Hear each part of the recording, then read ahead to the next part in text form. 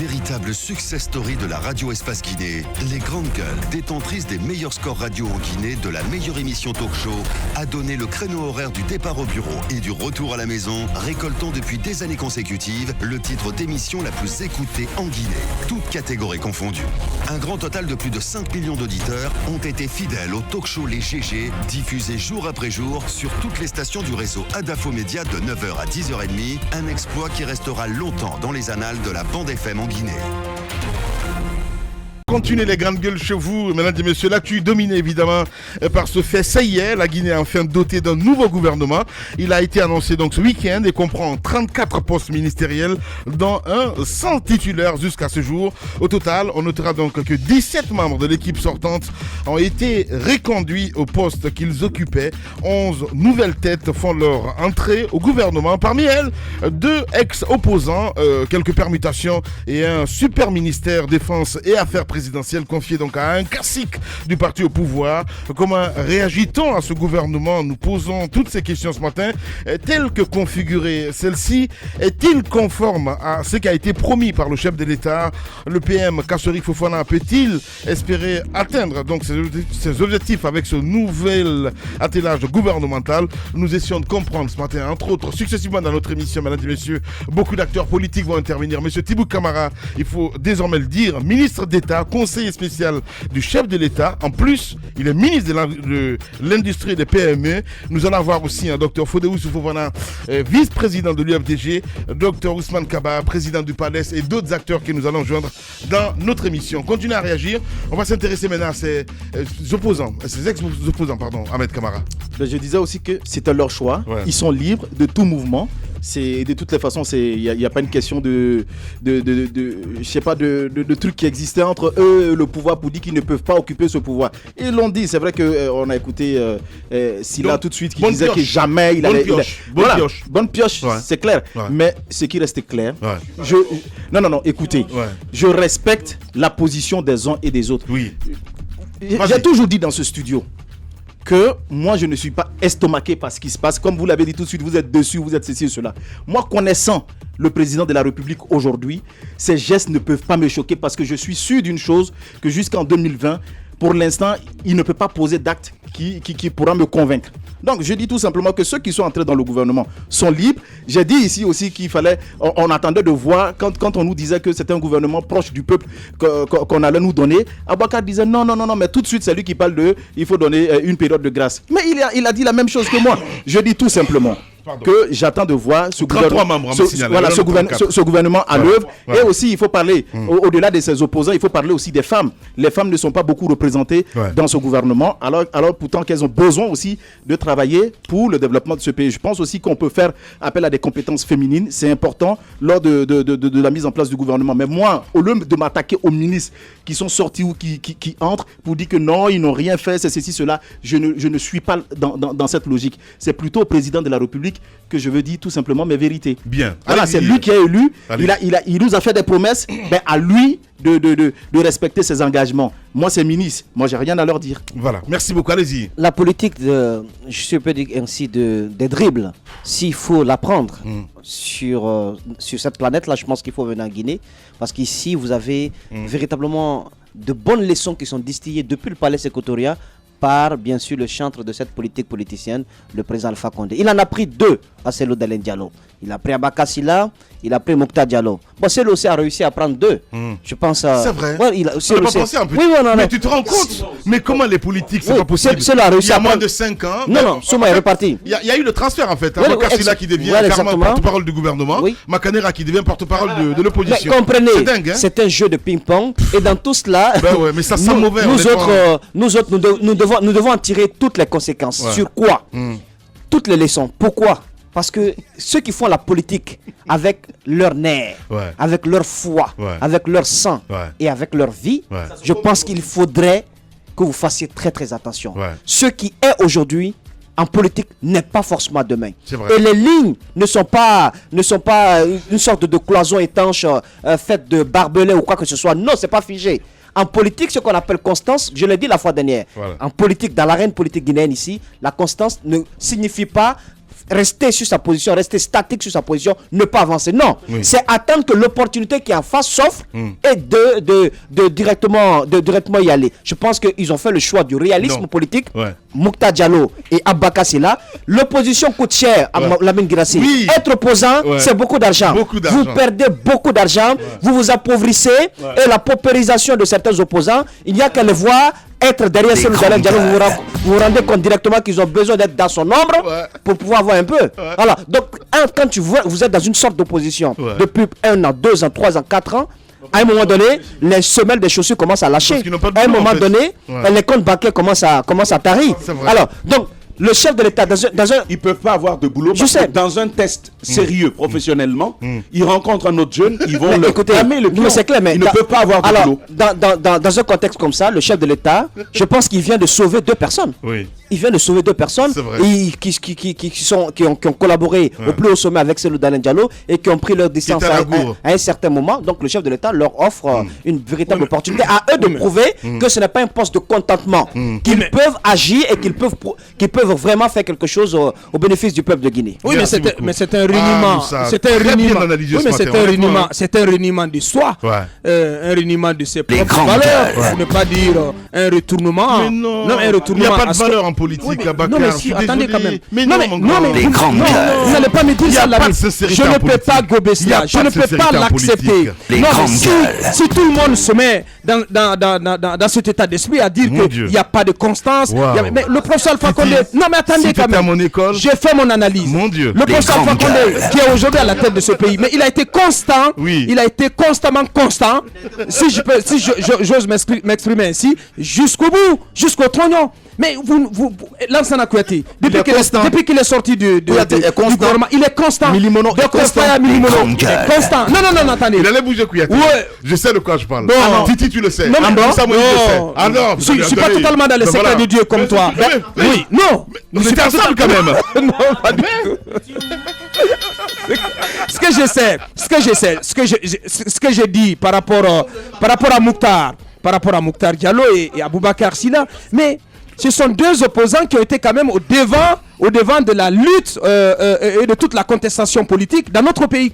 Le premier militant de l'opposition qui a été fauché dans ce pays, c'est un militant de NFD. C'est un militant de NFD. Aujourd'hui, Mouktar Diallo, il oublie tout ça. Mais combien de fois ces opposants... Oui, mais non, Lamine, il faut un peu de logique, un peu de cohérence, s'il vous plaît. Moi, je suis pas contre. Faire de la politique, je suis pas contre qu'ils arrêtent. Non, mais non. S'il y a un homme politique ici, en Guinée, à qui il faut vraiment faire confiance, parce que c'est un homme de parole, c'est Kassori Fofana. Mais je le dis à chaque fois, il est naïf, ce monsieur. Voyez-vous? Et c'est pas ça de la politique, mon grand. Il faut savoir mentir. Je suis désolé. Mais c'est important de dire, non mais on ne peut pas continuer à faire de la politique de cette façon, sans morale, sans la moindre, c'est ce que je dis, sans la moindre morale, Lamine. Ça ne marche pas comme ça. Aujourd'hui, quel que soit, moi à leur place, quelles que soient les difficultés quand même, ils ont porté haut les couleurs de l'opposition. Ils ont marché, ils ont battu le pavé. Leurs militants ont été fauchés. M. Aboubacar Silla, il a porté la parole de l'opposition pendant de longues années quand même. Où est-ce qu'il a écrit que lorsqu'on entre en opposition, on meurt opposant? Non, ce n'est pas dit. Alors il faut arrêter. Il y a une question. Moi j'estime, dans d'autres pays, certaines personnalités ont fait la guerre. Comme en Côte d'Ivoire, ils ont pris des armes, se sont affrontés, il y a eu des morts. Mais après, ils ont composé un même gouvernement. En politique, rien n'est statique. Moi, j'aimerais plutôt qu'on les attend au tournant par rapport à ce dont ils sont capables de faire pour le peuple. Le message, Moussa l'a dit, le message que ça renvoie, c'est plutôt vers les jeunes, c'est de comprendre que il faut continuer à s'occuper d'autres choses, mais pas de la politique. Il ne faut pas aller sacrifier sa vie à cause de ces opposants, mais qui sont capables, des opposants de la journée, mais la nuit, ils font ami avec la gouvernance en place. Donc, c'est vraiment immoral. C'est pas tout à fait joli à voir, parce que c'est pas ce genre de valeurs qu'il faut léguer aux générations suivantes. Moi, je veux qu'on apprenne à faire la politique autrement, qu'on s'inspire de l'attitude saine, peut-être. Une politique saine, l'attitude de Kouyaté, de Faya, de la cellule. Non, je ne l'idéalise personne. personne. Maintenant, toujours concernant ces opposants, si vous avez remarqué, ils sont entrés sans faire la fusion. Oui. Mais c'est pourtant ce qu'on a voulu imposer. Mais quel poids aussi, Titi? Oui. Je suis désolé. Mais comment? Mais quel poids? Mais comment peut-on alors? Ce que je suis en train de dire. Même s'ils sont Diallo et Abakar Sylla ont gagné tout simplement parce que de tout en ce qui concerne l'Assemblée nationale, dans pas longtemps, c'est fini. Oui, je suis d'accord. Qu'est-ce qu'ils allaient devenir? Je suis d'accord. Donc, voire plus gros, Titi, quand même. Ils vont se faire une santé de virginité et puis voilà, comme ça. Oui. Demain, on peut. Écoute, ils peuvent exciter aussi. Les grandes gueules. Bien, mais ce qui est à déplorer, ce qui est à déplorer, pour terminer, c'est que moi, j'ai pas compris que les deux ex-opposants soient entrés. Non, attendez, je finis. J'ai pas compris que les deux ex-opposants soient entrés au gouvernement sans payer le moindre prix et qu'on ait voulu imposer cela à Dr Ousmane Kaba pour qu'on lui a demandé quand même de fondre son parti, une nouvelle fois son second parti politique dans le creuset RP Jarkassi. Oui, cela, je vais vous aider. C'est de la foutaise.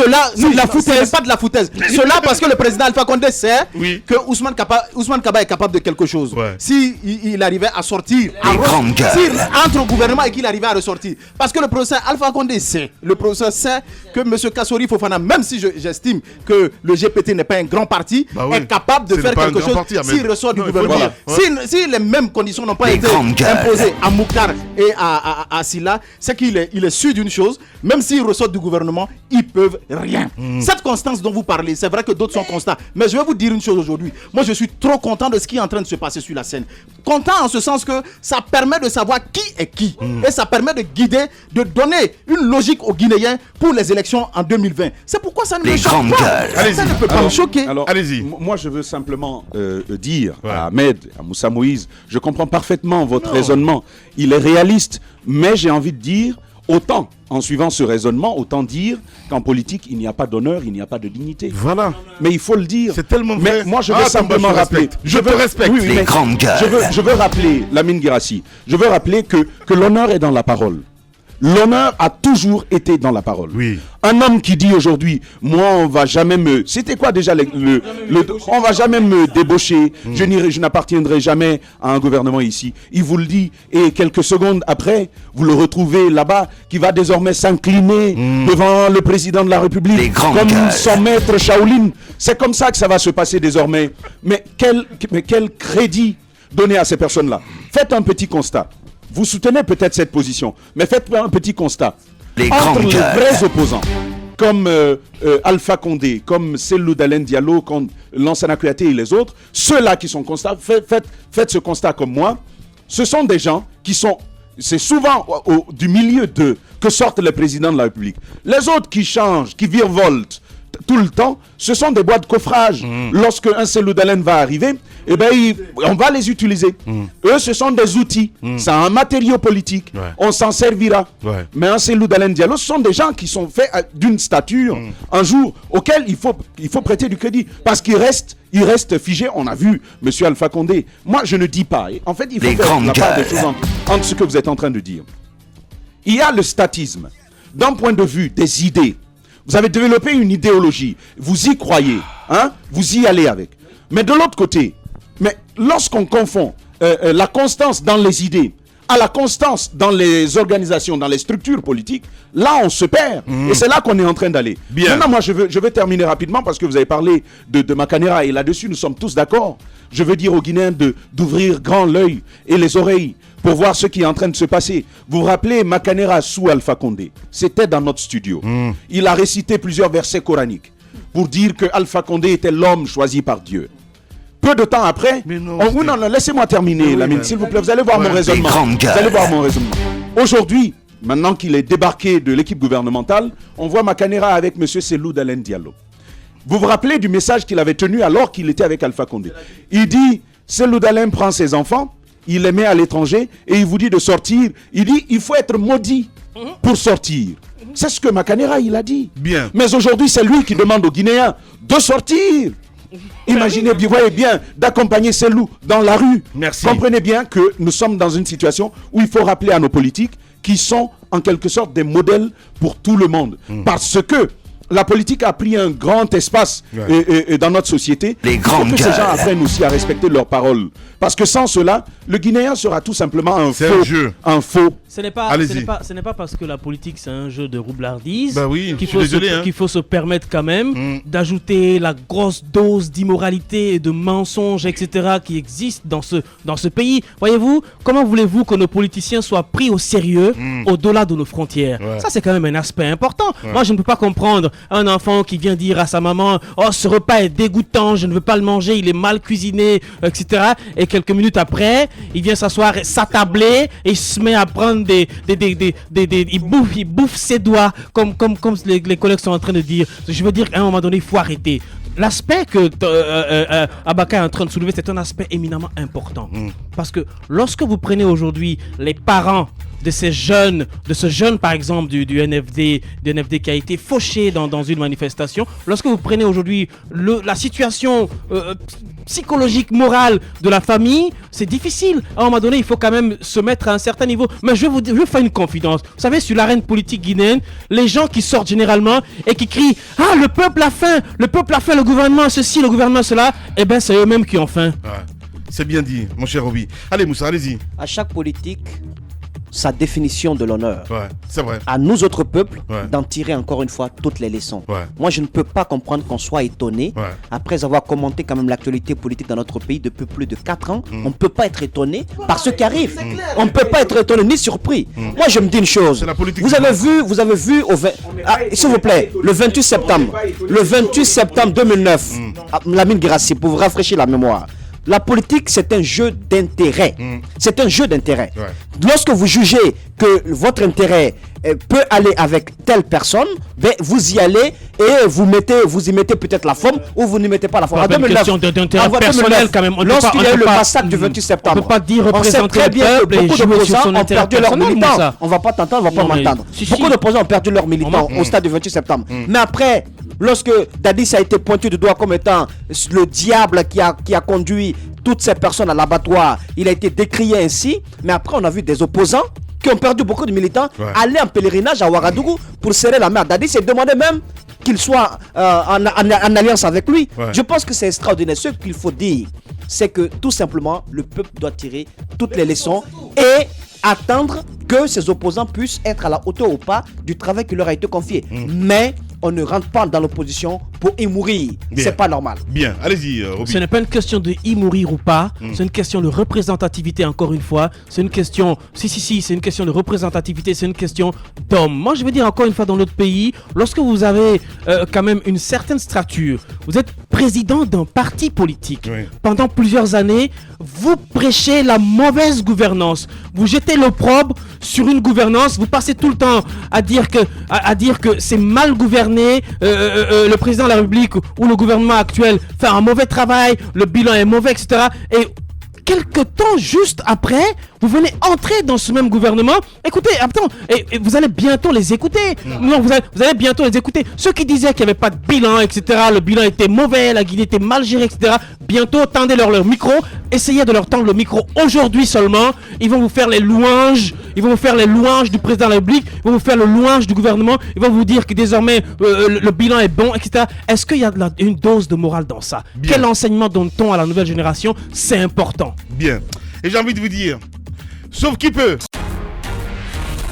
Véritable success story de la radio Espace Guinée, les grandes gueules, détentrices des meilleurs scores radio en Guinée, de la meilleure émission talk show, a donné le créneau horaire du départ au bureau et du retour à la maison, récoltant depuis des années consécutives le titre d'émission la plus écoutée en Guinée, toutes catégories confondues.